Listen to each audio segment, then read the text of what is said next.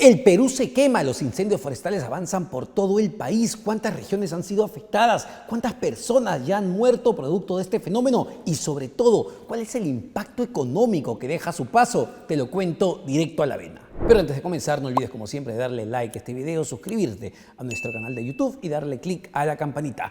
Ahora sí, vamos por ese incendio arrasador. El Perú literalmente está ardiendo en llamas. Son 22 regiones. Ojo, 22 regiones según el INDECI que en este momento están siendo afectadas por los incendios forestales. Una combinación de malas prácticas culturales que siempre se han hecho no solo en nuestro país, sino en diferentes países de la región, pero con condiciones climatológicas adversas están generando un literal infierno en todo el territorio nacional y también en países vecinos como Brasil, Bolivia y Chile. A ver, tenemos una grave crisis ambiental en este momento, con más de 222 emergencias por incendios forestales registradas en 22 departamentos del país, según informó el Instituto Nacional de Defensa Civil INDECI. Estos incendios han dejado un saldo trágico hasta el momento de 14 personas fallecidas y 98 heridas. Increíble, ya casi un centenar de heridos. Estamos hablando de que se han perdido vidas humanas. A ver, el nivel de afectación va así si lo vemos por regiones. Cusco encabeza la lista de departamentos más afectados con 36 emergencias, seguido por Cajamarca con 24, Huancavelica con 22 y Huánuco con 21. Las condiciones adversas del clima y la sequedad de los terrenos han exacerbado la situación, causando también la pérdida de 4.347 animales y la desaparición de 334 que posiblemente murieron calcinados. Además, en uno de los reportes ya hablábamos de 3.300 hectáreas afectadas justamente por estos incendios forestales, pero en este momento ya, cuando ya está en 22 regiones del país, muy probablemente esa cifra solo aumente, insisto. El impacto en vidas humanas, el impacto en cultivos, el impacto en animales, en la agricultura, es ya significativo en este momento. Pero para entender este fenómeno, ¿cuáles son las razones de que esto se haya salido de control? A ver, como decíamos al principio, esto tiene que ver con varios factores que lamentablemente se han combinado y han generado y han desatado en realidad este literal infierno que vivimos en el país. Tiene que ver con la mano humana en principio, tiene que ver con una práctica muy común lamentablemente en todo el territorio nacional, sobre todo en la sierra y en la selva, que es la deforestación, que es quemar justamente hectáreas. Tiene que ver con malas prácticas culturales y con mitos, pero también tiene que ver con factores climatológicos que lamentablemente han sido sumamente adversos este año. Vayamos en detalle. A ver, el experto en fenómenos naturales, Patricio Valderrama, explicaba en una columna en Gestión este fenómeno. Patricio decía que el fenómeno del Niño, intensificado por el cambio climático, ha causado una sequía extrema, reduciendo las lluvias y aumentando las temperaturas. Estas condiciones han facilitado la propagación de incendios potenciados, además por actividades humanas como la quema agrícola y la deforestación, que ha reducido la cobertura forestal de la Amazonía en un 18%, según datos de la WWF. Efectivamente, está las malas prácticas de deforestación, está la mala práctica de la quema de terrenos agrícolas. Muchas veces pensando que así se iba a llamar más bien a la lluvia. Pero también está el fenómeno del Niño. Y muchos dirán, pero supuestamente este año no hubo fenómeno del Niño. Y que claro, no hubieron intensas lluvias, pero en determinadas partes del país ese fenómeno del Niño se tradujo en sequías, se tradujo en mayores temperaturas. ¿Qué ocurre cuando sube la temperatura? ¿Qué ocurre cuando no hay lluvia?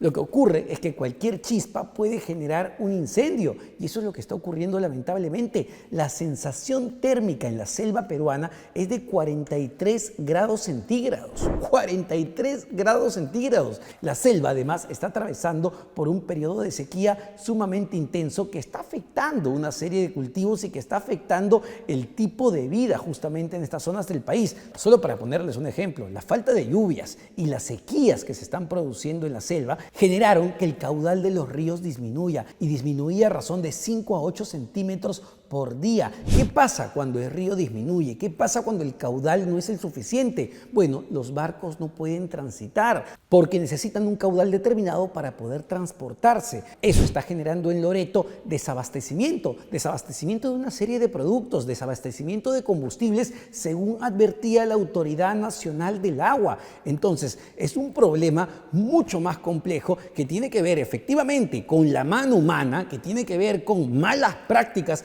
que se vienen realizando en nuestro país y en otros países, hay que decirlo, de quemar hectáreas agrícolas, de quemar terrenos agrícolas y además de deforestar. Si no tengo plantas, si no tengo vegetación, lo que genero con eso es que el clima, que la temperatura aumente. Entonces estamos evidentemente frente a un círculo vicioso donde la mano humana contribuye y donde también el clima es adverso, y esto está generando literalmente este infierno a nivel nacional. Y ojo que no estamos hablando del impacto en las personas a nivel de salud pública.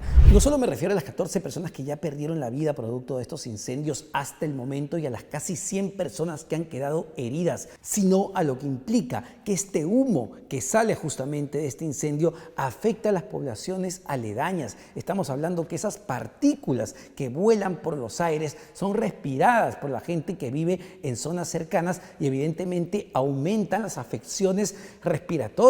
Y esto genera mayor presión en la cobertura de salud en estas zonas que normalmente son las zonas más vulnerables, más afectadas y que tienen menos cobertura de salud pública. Entonces, hablamos por un lado de un impacto en la vida de las personas, en gente que termina herida, y hablamos de un impacto económico a nivel de agricultura, a nivel de crianza de animales, pero también hablamos de un impacto en la salud pública de las personas que viven en las regiones que se están viendo afectadas por estos incendios forestales.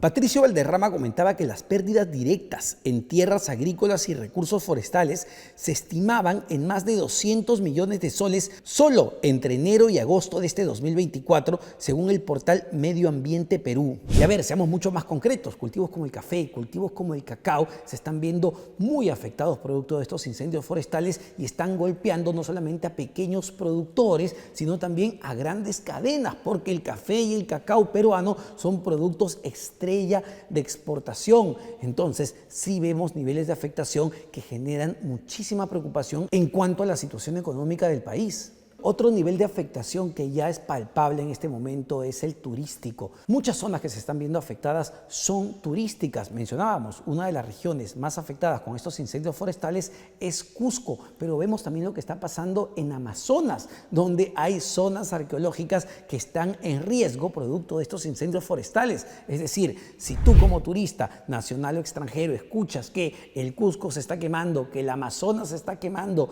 que Ancash se está quemando, que Huánuco se está quemando, muy probablemente no vayas a visitar esas regiones para salvaguardar tu vida y porque la situación no es la mejor. Entonces, un impacto directo que ya estamos viendo producto de este fenómeno, lo vamos a ver también en el impacto turístico del país, una actividad que además se estaba recuperando y se estaba recuperando muy bien. Por eso urge atender este problema lo antes posible. A ver, por ejemplo, los incendios forestales que afectan a la región nororiental del Perú han destruido la ruta de acceso y las 4 estaciones de miradores del área arqueológica de los sarcófagos del Engate en la provincia de Luya, Amazonas. Entonces, la situación es sumamente grave. Es por eso que 7 regiones del país le están pidiendo al gobierno central, a la presidenta Boluarte, al presidente del Consejo de Ministros, Gustavo Adrianzen, que por favor declare de una vez en emergencia a varias de estas regiones porque la situación se ha salido de control. Es lo que dicen los gobernadores. Literalmente ponen lo siguiente en un comunicado conjunto. La Mancomunidad Regional Amazónica, conformada por las regiones de Amazonas, Cusco, Huánuco, Loreto, Madre de Dios, San Martín y Ucayali, y el Consejo Amazónico de Cámaras de Comercio, además, solicitan al gobierno declarar en emergencia ambiental la Amazonía. Además, exigen mayores recursos para la prevención y atención de estos desastres naturales. Desde las regiones del país le están gritando, le están exigiendo ayuda al gobierno central en cuanto a recursos, y no solamente en cuanto a recursos, sino en cuanto a una estrategia para atender esto. Porque claro, la gran pregunta que surge cuando vemos lo que ha ocurrido y lo que está ocurriendo en nuestro país, cuando estamos viviendo un literal infierno, es: ¿cuál es la estrategia de prevención? ¿Tenemos una estrategia de prevención para atender una situación de este tipo? Ojo, insisto con la idea, los incendios forestales son lamentablemente bastante comunes en nuestro país. La práctica de quemar terrenos agrícolas en determinadas épocas del año, que van de agosto a noviembre, es una práctica común, ya lo sabemos, pero normalmente las lluvias ayudaban a contener estos incendios. Hoy que no hay lluvias, producto de la sequía, esto se ha desatado. Entonces la gran pregunta es, ¿cuál es la estrategia de contención que se está dando? Porque lo que hemos escuchado es al presidente del Consejo de Ministros salir a señalar que ya el 60% está controlado. Ojo, francamente, el 60% está controlado cuando vemos que, según cifras del INDECI, 22 regiones del país todavía presentan incendios. Eso es el problema. Cuando vemos que 14 personas han fallecido, cuando vemos que casi 100 personas están heridas, cuando vemos el impacto agrícola, cuando vemos el impacto pecuario, cuando vemos el impacto turístico, cuando vemos el impacto en la salud pública. Realmente, el gobierno de la presidenta Boluarte tiene el 60% del incendio controlado a nivel nacional.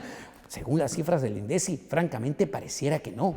Y a ver, hemos escuchado todos en la radio, en la televisión, hemos leído cómo los bomberos a nivel nacional están pidiendo por favor ayuda, están clamando también por recursos para poder hacer su trabajo y lamentablemente no lo pueden hacer. Hemos visto la situación bochornosa y lamentable en Junín de cómo unos bomberos han estado tratando de apagar el incendio con ramas. Es decir, trabajo de prevención, señores, cero. Y lo que estamos viendo debido a ese trabajo de prevención cero es justamente un infierno a nivel nacional. Y ojo que esto se puede extender en las siguientes semanas y meses. Benito Valderrama, meteorólogo del CENAMI, explicó que las condiciones climatológicas por el viento y la ausencia de lluvias favorecerán a que los incendios forestales continúen hasta noviembre. ¿El país va a poder aguantar hasta noviembre sin un plan de contención serio? La situación es grave y amerita tomar acciones rápidas y concretas para detenerlo. Entendemos, es difícil, es sumamente complicado. Nos enfrentamos a dos fenómenos que no se pueden controlar, como son los fenómenos climatológicos y la actividad humana, que lamentablemente es imposible de fiscalizar en la Amazonía y en determinadas partes del territorio nacional. No hay forma de controlar eso. Entonces, ¿qué hacemos para que el Perú deje de arder como lo está haciendo en este momento? Y la gran pregunta que tenemos que hacernos. A ver, el experto en fenómenos naturales, Patricio Valderrama, da algunas luces de cómo abordar este problema y cómo enfrentarlo. Patricio dice que el futuro de la Amazonía depende de una acción conjunta entre el sector público y privado. Es crucial invertir en la conservación y reforestación de los bosques, así como en la adopción de prácticas agrícolas más sostenibles. La comunidad internacional también debe involucrarse, ya que la Amazonía es un recurso global cuyo deterioro afecta no solo al Perú, sino al mundo entero. Ignorar, dice Patricio, esta crisis no es una opción. Las pérdidas económicas y ambientales seguirán creciendo y el costo de la inacción será incalculable. Entonces, queda claro que no se va a resolver de la noche a la mañana. Queda claro que es un trabajo conjunto, no solo del Estado, sino de todos los actores. Pero lo que también queda claro es que hay que empezar a hacer ese trabajo si no queremos vivir un infierno año tras año.